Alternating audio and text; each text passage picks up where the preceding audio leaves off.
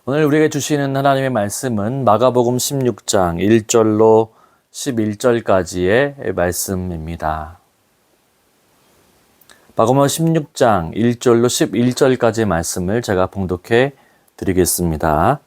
안식일이 지남에 막달라 마리아와 야고보의 어머니 마리아와 또 살로메가 가서 예수께 바르기 위하여 향품을 사다 두었다가 안식 그 첫날 매우 일찍이 해 돋을째에 그 무덤으로 가며 서로 말하되 누가 우리를 위하여 무덤에서 돌을 굴려 주리요 하더니 눈을 들어본 즉 벌써 돌이 굴려져 있는데 그 돌이 심히 크더라. 무덤에 들어가서 흰옷을 입은 한 청년이 우편에 앉은 것을 보고 놀라매 청년이 이르되 놀라지 말라. 너희가 십자가에 못 박히신 나사렛 예수를 찾는구나. 그가 살아나셨고 여기 계시지 아니하니라.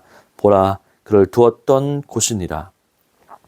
가서 그의 제자들과 베드로에게 이르기를 예수께서 너희보다 먼저 갈릴리로 가시나니 전에 너희에게 말씀하신 대로 너희가 거기서 배우리라 하라 하는지라. 여자들이 몹시 놀라 떨며 나와 무덤에서 도망하고 무서워서 아무 말도 하지 못하더라. 예수께서 안식 그 첫날 이른 아침에 살아나신 후 전에 7 귀신을 쫓아내어 주신 막달라 마리아에게 먼저 보이시니 마리아가 가서 예수와 함께 하던 사람들이 슬퍼하며 울고 있는 중에 이 일을 알림에 그들은 예수께서 살아나셨다라고 하는 것과 마리아에게 보이셨다라고 하는 것을 듣고도 믿지 아니하니라. 아멘. 할렐루야. 오늘은 아침 부활의 주일입니다. 예수님이 사망 권세를 이기시고 부활하셨습니다. 다시 살아나셨습니다. 이것을 믿으십니까? 아멘. 기독교에서 가장 중요한 절기가 있다고 한다면 바로 부활절이겠죠. 왜 그럴까요? 이 땅의 모든 사람들이 다 죽음에서 자유로울 수는 없습니다. 모든 인류는 다 죽음을 맞이하게 되어 있습니다. 언젠가는 무덤에 들어가게 되어 있습니다. 그런데 성경은 예수님께서 확실하게 부활하셨다라고 증거했습니다. 예수님이 예루살렘에 입성하시면서 제자들에게 선포하셨죠. 장로들과 대제사장들과 서기관들에게 많은 고난을 받고 죽임을 당하고 제3일에 살아나야 할 것을 제자들에게 비로소 나타내시니라. 바로 예수님은 자신이 하시던 말씀 그대로 십자가에서 죽으시고 3일 만에 다시 부활하셨습니다. 예수님의 말씀하시는 대로, 예수님이 예언하시는 대로 그 말씀대로 이루어졌습니다. 뿐만 아니라 바로 예수님이 묻히셨던 그 무덤, 바로 빈 무덤, 그 빈 무덤을 오늘 본문에서 본 사람들이 있습니다. 한두 명이 아닙니다. 또한 예수님은 살아나셔서 부활 승천하시기 전까지 바로 예수님과 또 예수님과 함께 했던 제자들에게 나타나셨습니다. 또한 500의 형제들에게, 또 기타 여러 형제 자매들에게 또한 그 살아나심을 보여주셨습니다. 바로 설명할 수 없을 정도로 많은 사람들이 부활의 증인이었고 부활을 목격했습니다. 그렇게 부활은 역사적인 사실입니다. 우리는 이 사실을 분명히 믿어야 합니다. 예수 다시 사셨다. 우리는 죽어서 무덤에 들어가는 존재가 아니라 바로 예수님처럼 다시 부활하는 존재가 우리라는 사실을 잊지 마시기 바랍니다. 우리는 이 사실을 전해야만 합니다. 오늘 바로 예수님이 십자가 고난 뒤에 무덤에 찾아간 여인들이 어떻게 부활의 증인이 되었는지 살펴보고 우리도 부활의 증인으로서 살아갈 것을 다짐할 수 있는 귀한 시간이 되시기를 주님의 이름으로 축원을 드립니다. 아멘. 첫째로 우리는 어떻게 부활의 증인이 될 수 있을까요? 바로 부활의 증인들은 주님을 사랑했습니다. 우리 1절과 2절의 말씀을 한번 읽어 보겠습니다. 안식일이 지남에 막달라 마리아와 야고보의 어머니 마리아와 또 살로메가 가서 예수께 바르기 위하여 향품을 사다 두었다가 안식구 첫날 매우 일찍이 해 돋을 때에 그 무덤으로 가며. 아멘. 오늘 본문에는 3명의 여인이 등장합니다. 1절에 나오죠. 막달라 마리아, 또한 야고보의 어머니 마리아, 살로메가 나옵니다. 먼저 이 이름의 상황들을 한번 살펴보죠. 막달라 마리아는 누구인가요? 이 갈릴리 호수 서쪽 부분에 보면 막달라라고 하는 지역이 있습니다. 이 여인은요, 7 귀신이 들려가지고 고생을 하다가 예수님께 고침을 받은 여인입니다. 그 이후로 고침을 받은 이후로 예수님을 따라다녔던 여인이죠. 야고보의 어머니 마리아는 주님이 십자가에 달리신 현장까지 묵묵히 주님을 따랐던 여인입니다. 이 살로메는 세베대의 아내이며 또한 예수님의 제자인 야고보와 요한의 어머니입니다. 여인들은 오늘 본문에 보니까 안식일이 지나자 예수님의 무덤에 찾아갑니다. 향품을 바르기 위해서 갔다라고 하는데 미리 그들은 향품을 구입하여 무덤에 함께 갔습니다. 왜 그들은 향품을 준비했을까요? 바로 유대인들은 향품을 발라서 시신을 미라처럼 만들지는 않습니다. 그것은 이집트의 문화이죠. 아마도 여인들이 향품을 준비한 것은 바로 예수님의 육체가 썩을 때 냄새가 많이 또 나기 때문에 향품을 몸에 바르면 그 부패한 냄새가 덜하기 위해서 향품을 준비해서 예수님의 몸에 바르기 위해서 향품을 준비했다는 것이죠. 여인들은 본문 2절에 보니까 안식구 첫날 매우 일찍이 해 돋을 때라고 하는 말로 그들이 얼마나 급하게 무덤을 찾아갔는지를 알 수가 있습니다. 왜 여인들이 바로 제일 먼저 예수님의 무덤을 찾아간 것일까요? 여인들이어서 남들이 보면 안 되기 때문에 빨리 가려고 무덤을 일찍 서둘렀던 것일까요? 그렇다고 한다면 여인들은 무엇 때문에 무덤을 찾아간 것일까요? 바로 그 이유를 예수님을 너무나도 그 여인들은 사랑했기 때문이죠.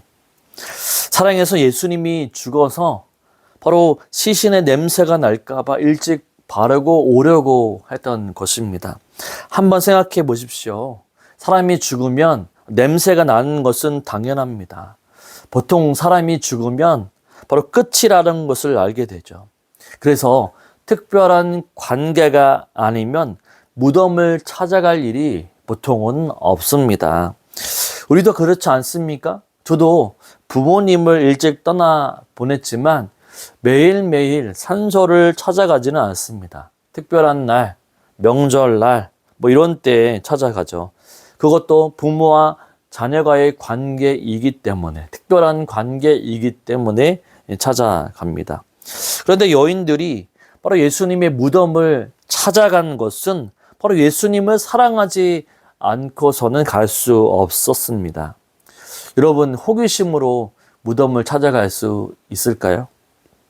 장난 삼아서 어디 예수님 부활 한번 하나 보자라고 한번 가보자라고 그런 마음으로 무덤을 찾아갔을까요?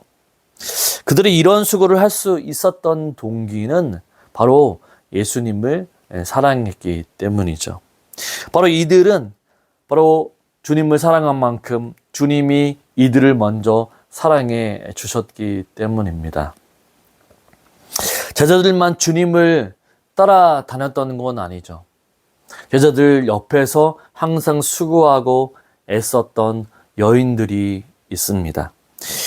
누가복음 8장 3절에 보면 헤롯의 청지기 구사의 아내 요한나와 수산나와 다른 여러 여자와 함께하여 자기들의 소유로 그들을 섬기더라. 아멘. 바로 여인들이 예수님과 제자들을 섬기기 위해서 자신의 재산을 팔기까지 했습니다. 또 예수님을 제자들과 함께 같이 따라다녔죠. 여러분 대단하지 않습니까? 이 여자들은 참 대단한 것 같습니다. 주님을 따르던 여인들은 주님을 끝까지 따라갔습니다. 제자들은요, 십자가 도상에 있을 때 죽을까봐 바로 배신도 하고 저주하고 예수님을 따라가지 않았습니다. 그런데 여자들은 따라갔습니다. 그런데도 그들은 그게 끝이 아니었습니다. 바로 여인들은 바로 예수님이 무덤에 묻히신 이후에도 무덤을 찾아갔습니다. 향품을 바르려고 갔습니다. 일찍부터 갔습니다. 아마도 그들은 잠을 자지 못했을 것입니다. 마태복음에 보면 새벽에 갔다라고 이야기하죠. 그들이 그런 수고를 했던 이유는 무엇이었을까요? 아무리 생각해봐도 주님을 사랑했기 때문에 그런 수고를 했던 것이죠. 진정으로 사랑했기 때문에 바로 제자들과는 달랐다라고 하는 것입니다. 제자들은 무덤에 오지 않았습니다. 오히려 바로 이제 로마의 군사들이 자신들을 잡으러 오지 않을까 하고 문을 꼭꼭 잠궈 놓고 벌벌 떨고 있었습니다. 이제 예수님이 죽으셨으니까 모든 것이 끝이 났다라고 생각하면서 자기 고향으로 돌아갔습니다. 여러분, 여인들이 주님을 사랑하기 때문에 무덤에 찾아와서 바로 예수님이 부활하셨다라는 소식을 들을 수 있었던 거죠.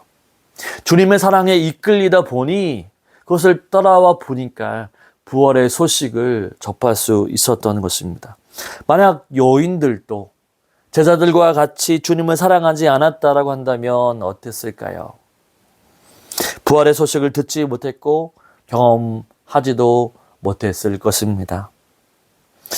부활의 소식을 들을 수 있는 사람은 어떤 사람인가요? 바로 예수님을 사랑하는 사람이죠. 겉모양으로만한 예수님을 따르는 사람은 부활의 소식을 듣지 못합니다. 무늬만 제자인 사람도 부활의 소식을 듣지 못합니다. 주님을 끝까지 따르지 않는 사람도 부활의 소식을 듣지 못합니다. 오직 주님을 사랑하는 자에게만 부활의 소식은 들려집니다. 여러분, 저에게는 친부모님이 두 분이 계셨죠. 이 두 분 다 먼저 하나님의 부르심을 받았습니다.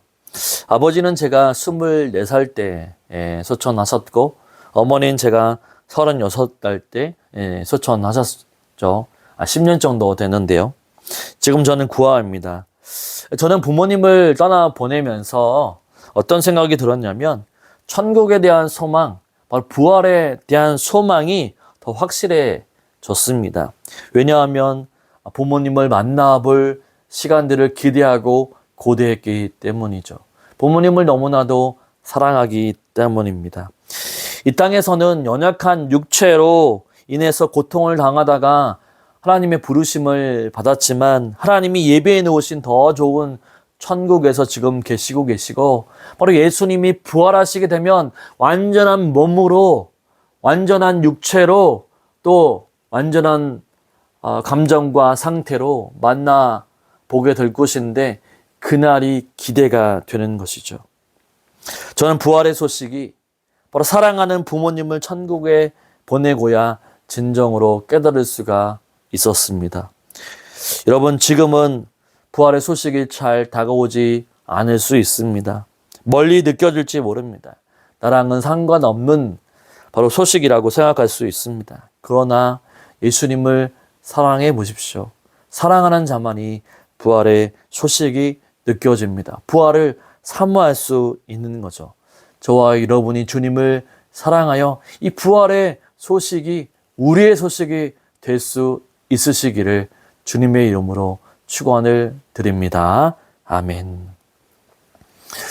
그렇다고 한다면 부활의 증인들은 어떻게 삶을 살아야 될까요? 이 부활의 소식을 들으려면 환경의 장애물을 제거해야 합니다. 무엇을 제거해야 되나요? 환경의 장애물을 제거해야 합니다. 우리 3절과 4절의 말씀을 한번 읽어보겠습니다. 서로 말하되 누가 우리를 위하여 무덤분에서 돌을 굴려 주리요 하더니 눈을 들어본즉 벌써 돌이 굴려져 있는데 그 돌이 심히 크더라. 아멘. 이 세 여인에게는 문제가 있었습니다. 그것은 3절에 나와 있는 것처럼 무덤 문 앞에 있는 돌이었습니다. 이 4절에 보니까 돌이 심히 컸다라고 말하고 있습니다. 이 무덤은요, 아리마네 요셉이 자신의 가문들을 위해서 만들어 놓은 아직 사용하지 않는 무덤이었습니다. 그 당시에 무덤을 살펴보면 자연적으로 생긴 동굴이나 또한 바위 등을 파서 인위적으로 무덤을 만들었습니다. 무덤은 대개 가족이 함께 사용할 수 있는 그런 무덤이었죠. 대략 크기가 어떻게 되냐면 이 가로가 폭이 3m, 너비가 4.5m, 높이가 1.2m 정도밖에 안 됩니다. 여기에 시신 한 구를 놓거나 아니면 많게는 40에서 50구 정도의 시신을 안치하기도 합니다. 또한 안치하고 난 다음에 동물들이나 또한 짐승으로부터 피해를 방지하기 위해서 돌문으로 막아 놓습니다. 큰 돌문을 막아 놓는데 되게 크다라고 말할 수 있죠. 여인들은 예수님의 무덤에 가려고 이야기를 했습니다. 누가 우리를 위하여 무덤문을 열어줄 것인가 라고 하는 것이었죠. 그래서 그 길을 걸어가면서 걱정을 하고 있습니다. 3명의 여인이 옮기지 못할 정도로 큰 돌이었기 때문에 근심하게 되었죠. 참 여인들 대단하지 않습니까? 바로 무덤에는 큰 돌이 있고 그 돌 때문에 무덤 안으로 들어가지 못하는 상황임에도 불구하고 장애물이 있음에도 불구하고 그들은 포기하지 않고 바로 무덤문 앞으로 나아갔다라고 하는 거죠. 그래서 여인들은 무덤을 향해 갔습니다. 일단 가보자. 가서 어떻게 될지 모르니 가서 보자라고 하는 그런 마음이 있었던 거죠. 그런데 어떻게 되었습니까? 가서 보니까 눈을 들어 보니까 돌문이 바로 돌이 굴려져 있었습니다. 엄청 놀라웠던 거죠. 고민된 문제가 해결되었습니다. 여인들이 돌을 옮긴 것이 아니라 바로 예수님이 돌을 옮기신 거죠. 이미 굴려져 있었습니다. 여기서 눈여겨볼 단어가 있는데 눈을 들어 본즉이라고 하는 단어입니다. 이 단어는요, 2가지의 뜻을 가지고 있습니다. 첫 번째로 문자적으로는 위를 쳐다보다, 위를 쳐다보다라고 하는 뜻이 있습니다. 또 한 가지는 영적으로는 잃었던 시력을 회복하다라고, 잃어버렸던 시력을 회복하다라고 말할 수 있는데요. 여인들은 무덤의 입구를 막고 있는 바로 돌문에 대한 걱정으로 그들의 시선은 땅에만 있었습니다.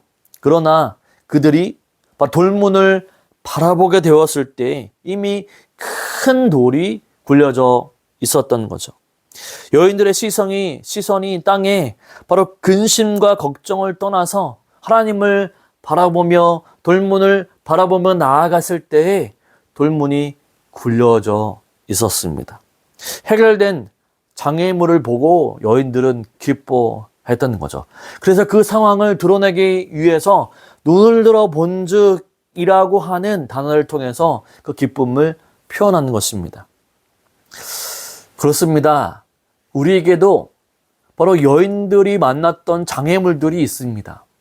우리 가운데에도, 우리 상황 가운데에도 수많은 장애물들이 있죠. 물질의 장애물, 또한 사람의 장애물, 환경의 장애물도 있고, 건강의 장애물, 자녀들의 장애물, 가정의 장애물, 수많은 장애물들이 우리 가운데 분명히 놓여져 있습니다. 그 그 장애물 때문에 하나님 앞을 바라보지 못하게 만듭니다. 위대하신 하나님을 바라보지 못하게 만들고 또 부활하신 주님을 바라보지 못하게 만듭니다. 신앙의 연약함이 찾아오기도 하고 그 장애물 때문에 신앙의 회의감도 찾아오죠. 그런데 그 장애물 누가 제거해 주십니까? 바로 여인들이 장애물을 제거한 게 아니었습니다. 바로 하나님이 하십니다. 예수님이 하십니다. 하나님이 문제를 해결해 주시죠. 하나님이 해결해 주시지 않으면 사람은 아무것도 해결할 수 없습니다. 여인들도 근심과 걱정 속에 찾아갔지만 바로 그들이 장애물을 제거한 것이 아닙니다. 하나님이 이미 그 문제를 해결해 놓으셨죠. 그러자 여인들은 무덤에 들어갈 수 있게 되었습니다. 장애물이 해결되자 더욱 놀라운 것들을 발견하게 되죠. 여인들은 예수님의 시체에 향품을 바르고 왔는데 이제 천사로부터 기쁜 소식을 듣게 됩니다. 우리 5절과 6절의 말씀을 읽어보겠습니다. 무덤에 들어가서 흰옷을 입은 한 청년이 우편에 앉은 것을 보고 놀라매 청년이 이르되 놀라지 말라. 너희가 십자가에 못 박히신 나사렛 예수를 찾는구나. 그가 살아나셨고 여기 계시지 아니하니라. 보라 그를 두었던 곳이니라. 바로 여인들은 놀랐습니다. 둘이 이미 굴러져 있었습니다. 그것도 놀라운데 더욱 놀라운 것은 예수님이 머무셨던 그곳에 청년이 있었고 예수님이 머무셨던 곳은 빈 무덤이었습니다. 천사가 말합니다. 놀라지 말라. 바로 너희가 십자가에 못 박히신 나사렛 예수를 찾는구나. 그가 살아나셨고 여기 계시지 아니하니라. 보라 그를 두었던 곳이니라. 그들은 예수님이 살아나셨음을 듣게 되었습니다. 천사로부터 확실하게 듣게 되었죠. 눈으로 보아도 예수님이 계시지 않습니다. 여기저기 살펴보았지만 계시지 않습니다. 예수님은 분명히 살아나셨습니다. 예수님이 있어야 할 자리, 그 자리가 빈 무덤이었습니다. 예수님은 분명히 살아나셨습니다. 믿으십니까? 아멘. 여러분 놀랍지 않습니까? 여인들이 자신의 환경적인 장애 요소들을 가지고 있음에도 불구하고 예수님을 위해서 향품을 바르기 위해서 왔을 뿐인데 그 간절함 속에 바로 있을 때에 예수님의 부활의 소식을 듣게 됩니다. 우리나라에만 합니다. 누가 부활의 소식을 들을 수 있습니까?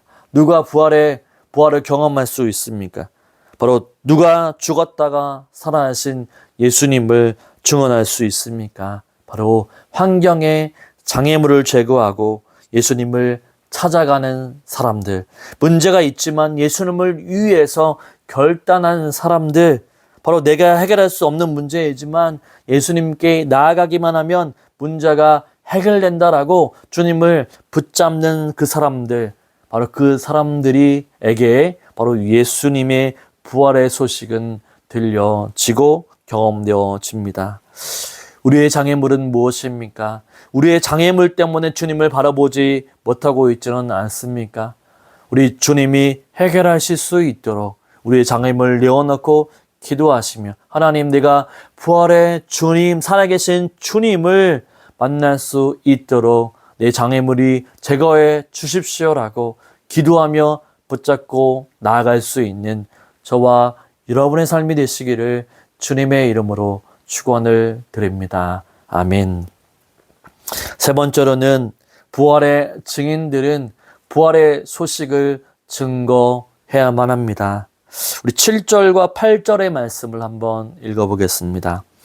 가서 그의 제자들과 베드로에게 이르기를 예수께서 너희보다 먼저 갈릴리로 가시나니 전에 너희에게 말씀하신 대로 너희가 거기서 배우리라 하라 하는지라. 여자들이 몹시 놀라 떨며 나와 무덤에서 도망하고 무서워하여 아무에게 아무 말도 하지 못하더라. 천사가 여인들에게 명령합니다. 우리 7절 앞부분에 두 단어가 나오죠. 뭐라고 나옵니까? 가서라고 얘기합니다. 천사들이 여인에게 가라라고 얘기합니다. 지금 여인들이 머물러야 할 곳은 무덤이 아닙니다. 예수님이 살아나셨기 때문에 그곳에 있을 필요가 없습니다. 향품을 바를 필요가 없습니다. 거기에 계속 머무를 필요가 없습니다. 우리도 머물러서는 안 되죠. 부활을 목격했고 예수님의 바로 빈 무덤을 보았습니다. 그렇다면 거기에 머물러 있지 않아야만 합니다. 가서 부활의 복음, 부활의 기쁜 소식이 필요한 자들에게 바로 들려 주어야 합니다. 어떤 소식입니까? 예수님이 부활하셨다. 예수님이 죽은 것이 아니라 살아나셨다라는 소식을 들려 주어야 합니다. 지금 예수님을 믿어도 예수님 믿어보니까 예수님 능력이 없어. 예수님 믿어도 아무 쓸모없네. 예수님 믿어봤자 아무런 변화가 없네 라고 하는 사람들에게 바로 살아계신 예수님을 보여주고 소식을 들려주어야 합니다. 본문 7절에 보니까 부활의 소식을 들어야 할 사람이 누구라고 얘기합니까? 천사가 누구에게 가서 전하라고 얘기합니까? 제자들과 베드로입니다. 지금 그들은 무엇을 하고 있나요? 제자들과 베드로는요, 바로 예수님을 만나기 전에 자신들이 가졌던 직업인 어부의 직업을 따라서 고향인 갈릴리로 향하고 있습니다. 제자들과 베드로, 그들은 주님의 부활의 소식을 전혀 모릅니다. 예수님이 십자가에서 죽으셨으니까 이제 모든 것이 끝났다 포기하며 낙담하며 고향으로 돌아가고 있습니다. 그래서 자신을 위해 살던 인생, 바로 주님의 권력만 의지했던 인생, 바로 그런 인생들에게 바로 예수님이 바로 진정으로 하나님의 아들임을 알려주시기 위해 부활의 소식을 전하라고 말씀해 주고 있는 거죠. 그런데 여인들은 두려워서 떨어서 그 사실을 전하지 못합니다. 참 인간은 연약한 존재라고 하는 거죠. 전하라고 하시는 대로 전하면 되는데 두렵고 떨려서 아무 말도 하지 못합니다. 그런데 8절까지만 보면 여인들이 천사의 말에 순종하지 않은 것처럼 보입니다. 부활의 소식을 들었지만, 부활을 목격했지만 전하지 못했을 것처럼 보입니다. 하지만 9절과 11절까지의 말씀을 한번 읽어보겠습니다. 예수께서 안식 후 첫날 이른 아침에 살아나신 후 전에 7 귀신을 쫓아내어 주신 막달라 마리아에게 먼저 보이시니 마리아가 가서 예수와 함께 하던 사람들이 슬퍼하며 울고 있는 중에 이 일을 알림해 그는 예수께서 살아나셨다는 것과 마리아에게 보이셨다라고 하는 것을 듣고도 믿지 아니하니라. 아멘. 천사의 말을 듣고 또한 떨며 부활의 소식을 들었지만 두려워서 전하지 못하였던 여인에게 예수님이 직접 만나 주십니다. 특별히 마가복음의 저자인 마가는 1절에 나와 있는 막달라 마리아에게 예수님이 먼저 보이셨다라고 강조합니다. 다른 성경에서는 여인들이 소식을 전했다라고 얘기합니다. 그런데 특별히 마가는 이 막달라 마리아가 전한 것처럼 되어 있습니다. 막달라 마리아가 누군가요? 바로 7 귀신이 들려서 고침을 받은 여인입니다. 바로 예수님께 은혜를 얻은 사람이죠. 그 후에 제자들처럼 예수님을 따라 드렸습니다. 무덤에 제일 먼저 간 사람이죠. 은혜 받은 사람은 끝까지 주님을 따르게 되고 또한 주님의 무덤까지 주님을 끝까지 따랐습니다. 바로 주님을 끝까지 따르게 될 때 바로 그는 부활하신 주님을 첫 대면하는 인물이 됩니다. 이제 막달라 마리아가 가서 전하라고 하는데 그런데 바로 그들의 모습은 어떻습니까? 베드로와 제자들의 모습은 어떻습니까? 10절을 보시면 예수와 함께 하던 사람들이 슬퍼하며 울고 있었다라고 기록하고 있습니다. 부활의 소식을 듣지 못하면 어떻게 됩니까? 예수님이 죽은 것처럼 생각하기 때문에 슬퍼하죠. 그러나 반면에 예수님의 부활을 목격한 사람은 어떻게 살아갑니까? 예수님이 살아나셨기 때문에 기쁨과 평안으로 살아갑니다.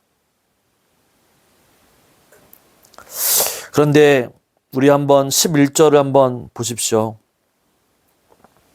마리아는 예수님이 살아나셨다라고 하는 것을 알고 전하게 됩니다. 마리아에게도 나타나셨다라고 하는 것을 들려주었습니다. 그런데 예수와 함께한 사람들, 제자들이겠죠. 그들은 어떻게 바로 이 부활의 소식을 듣고 어떻게 행동했습니까? 바로 그들은 듣고도 믿지 아니했다라고 얘기합니다. 그렇습니다. 제자들은 믿지 못했습니다. 자신들이 바로 빈 무덤을 들어가 보고 예수님을 만나보면 믿을 텐데 부활의 기쁜 소식을 바로 듣고도 믿지 못합니다. 이것은 제자들의 어리석음을 말씀해주고 있는 것이죠. 우리는 어떻습니까? 부활의 소식이 부활절에만 들려지는 소식이 아닙니다. 매주일 우리가 사도신경을 암송하면서 드려질 때 고백하는 그런 것도 아닙니다. 말씀마다 죽은 예수님이 아니라 바로 살아계신 예수님, 부활의 주님이 우리에게 들려줘야 합니다. 그렇다고 한다면 우리가 어떻게 해야 될까요? 부활하신 주님을 믿어야 합니다. 죽으신 주님이 살아나셨다라고 하는 사실을 민감하게 우리가 믿고 의지하며 나아가야 합니다. 왜 부활이 그토록 중요할까요? 바로 부활은 우리가 죄 가운데 죽어서 바로 죽음으로 끝나는 것이 아님을 보여줍니다. 주님이 부활하심으로 말미암아 주 안에 거한 모든 신자들도 바로 함께 살아났다라고 하는 것을 의미하죠. 주님이 죽음에서 살아났을 때 주의 모든 백성들도 다시 살아났다라고 하는 것을 의미합니다. 살아났다라고 하는 뜻에 두 가지 의미가 있습니다. 첫째로는 예수님이 바로 무덤을 박차고 나왔을 때에 바로 함께 죽음에서 일어났다, 살려났다라고 하는 것이죠. 주님이 무덤이라고 하는 감옥을 박차고 나온 것은 주님이 우리 죄에 대해서 대가를 완전히 지불하시고 나왔다라고 하는 것을 선언하는 것입니다.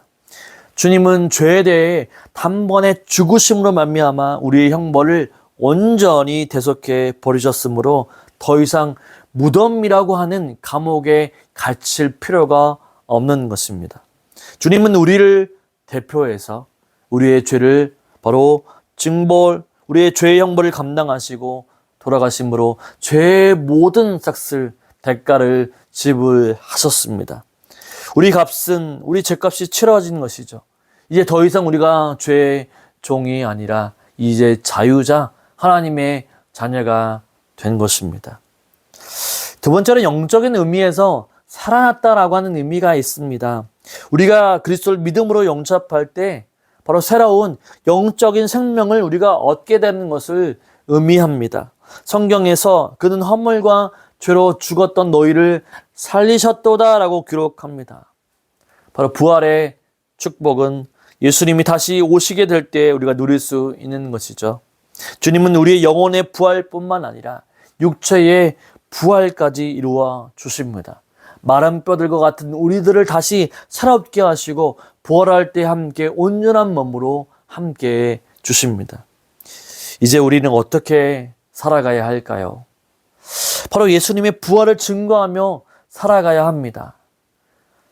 바로 주님이 여자들에게 보여주셨던 것처럼 가서 전하라 라고 말씀해 주셨던 것처럼 부활의 소식을 듣지 못해서 바로 예수님이 죽은 것처럼 낭망하며 슬픔 가운데 놓여있는 그들에게 바로 주님은 살아나셨다라고 바로 주님의 살아계심을 바로 듣고 우리가 전파하며 나아가야 합니다. 바로 부활의 소식이 들려지지 않아서 죽어가는 영혼들, 바로 소망이 없는 그들에게 부활의 소식을 증거해야만 합니다. 그래서 믿고 의지하게 될 때 부활의 소식을 들은 사람은 기쁨과 평안이 있습니다. 내 기쁨, 내 평안, 이제 부활의 소식을 듣고 많은 사람들이 누려야만 합니다. 이번 한 주간에도 이 부활의 소식을 증거하며 살아갈 수 있는, 그래서 부활의 증인이 될 수 있는 저와 여러분의 삶이 되시기를 주님의 이름으로 축원을 드립니다. 아멘.